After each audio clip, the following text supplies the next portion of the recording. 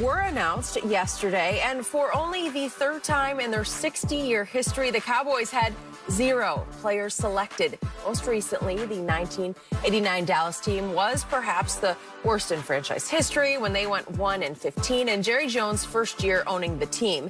And although this team has a much better record already at 5-9, their usual Pro Bowl regulars like Tyron Smith, Zach Martin, and Dak Prescott have all missed significant time due to injury, like we know. So, Shannon, did they get this right? All I heard at the beginning of the season, they absolutely got it correct, was how many Pro Bowlers were on this roster. Skip Bayless told me every day for almost six years, since 2014, only the Kansas City Chiefs have drafted more Pro Bowl players than the Dallas Cowboys.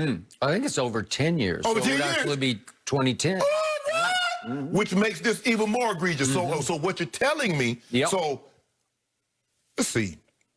Wolf Hunter, Pro Bowler, Jalen Smith, D. Law, Alden Smith, Don Terry Poe, Everson Griffin, Ha Clinton Dix. Woo, all those guys. And then you got Zeke and you got Tyron Smith. I get it. Tyron Smith has played about 2 games this year. He's out. Shouldn't have made it. Zach Martin has missed 6 games and left early in 2 other games. I get that. But what about Amari Cooper? What about Zeke?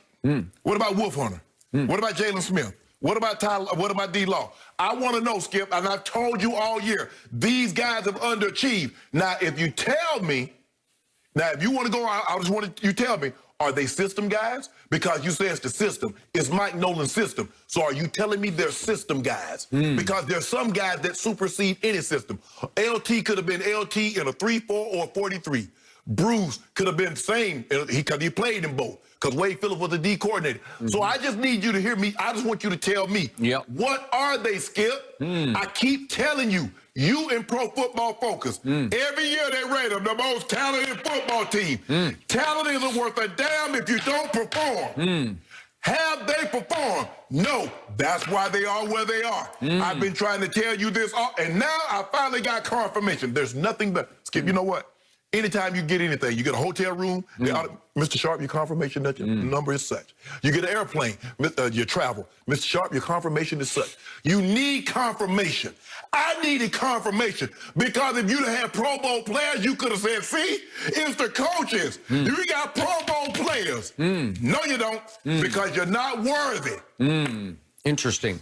So wouldn't it be something if my Cowboys won the NFC East and played a home playoff game without a single Pro Bowler? Wouldn't that be something? Look, now I don't want people to think that the Pro Bowl is the end-all, be-all, because every year people get selected. Skip, how the hell Evan Ingram with 1 touchdown? Skip, it's offensive that an offensive skill player makes the Pro Bowl with 1 touchdown. Hendrickson, Skip, you know Hendrickson should have been in the Pro Bowl.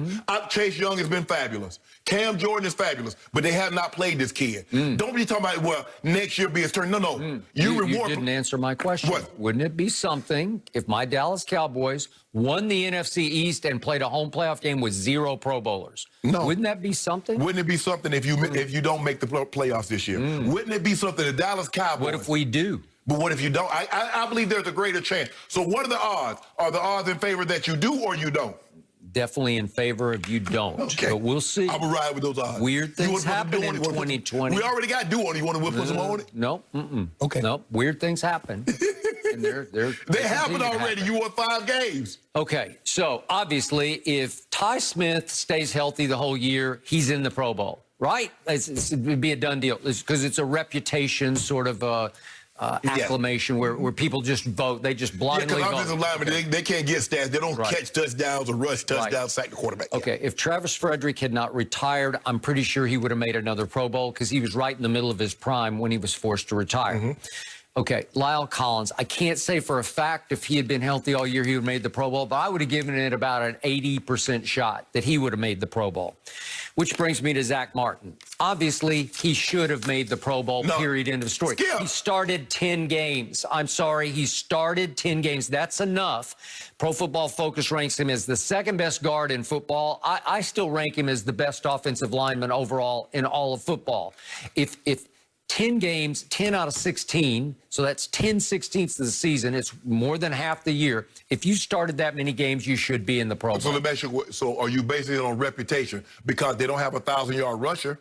They don't have a 3,000 or 4,000-yard passer. They don't have 1,000-yard receivers. So how are we going to get Zach Martin? So what has he done to say, you know what? I understand that he's been an all-pro basically his entire career. I understand he's been a Pro Bowl player basically his entire career. But this year, and see, that's the problem that I have, because a lot of times people get, you get grandfathered in. You've gone so many times and you just look, oh, Zach Martin, yeah, let's just write him in there. Oh, this guy's just right. No. When you look at Scott, so if that's the case, Zach Martin, so why is Zeke struggling? Well, he's only 1 out of 5, right? And if you throw the tight end in there, he's 1 out of 6, right? Interesting. Want to bet that he's dominated his position? I know we can't break down film of the right guard every Sunday, but I will bet you he has dominated the way nobody has dominated. I think the thing is, Skip, is because he's missed time. Because remember, he went out, like the second series against Washington with that concussion. He has 2 games like that. So I think he's missed like 3 or 4 games, and he's been out, and now he's out for the rest of the year. So he's going to miss 6 games total. Which brings me to my quarterback, who obviously is not around anymore. Dak Prescott went down against the Giants in the first game. Unfortunately, if Dak Prescott were still there throwing, I don't know that the record would be any better, but they would be throwing at a much higher clip and a much higher success rate than Andy Dalton can throw. I never said Andy Dalton was Dak Prescott. He's pretty good, but he's not Dak. So what would be happening with my 3 receivers? You don't think one of them, if Dak were still upright and healthy, you don't think one of my receivers would be in the Pro Bowl? Somebody would have made it. Now, Skip, the way we do this, now, if somebody goes, if one of your guys go, so that means you got to take off D-Hop, you got to take out Devontae. You got to take out DK Metcalf, Justin Jefferson, and probably Calvin Ridley is probably first up. Now, what happens if Julio's healthy? Well, he's not. Yeah, okay. So Calvin Ridley would have been gone, or Justin Jefferson would have been gone. If one of these guys, and again, Amari's on track. If he has 2 big games in, he'll have his best season ever. Skip. But they're 5-9. You do realize Justin Jefferson just broke the rookie receiving yardage record by Randy Moss. Okay. He had a good game Sunday, but the previous 6 games by Justin Jefferson, I dare you to go back and look at them. They weren't very good. Skip. He hit the rookie wall about halfway. He's one of 5 receivers in the history of the NFL to record at least 6 100 yards receiving games. Okay. I wish I had a rookie that could hit the wall like that. I wish I had Dak Prescott throwing to CeeDee Lamb all the way home for 14 games. It would have been unbelievable what would happen. It was already, you could already see it coming. I had 3 potential 1,000-yard receivers, and I'll say with Dak, at least 2 of them would have already be over 1,000 right now, and they would be Pro Bowl candidates. And guess what, Skip? You would. You probably have all 3 of them, but your record wouldn't be much better. I doubt it would be, but they would have much better Pro Bowl credentials. So you want stats? No, I'm just saying that's what would have happened. These are the facts. They're not the stats. They're just the facts of what would have happened. My defense, on the other hand, has been all-time deplorable, awful, disgusting, stomach-turning. I can't defend anybody, but DeMarcus Lawrence had a big game this past Sunday. He finally came alive. But not enough of those. Okay, I got it. You think he's had a better season than Hendrickson from New Orleans? No, he is not. And Aldon Smith got off to a hot start for the first 6-7 games, but then he hit the midseason wall because he hasn't played in 5 years. He came back to life on Sunday, and maybe he's got enough life left down the stretch that both he and D-Law are going to start wreaking more havoc against Philly. Skip,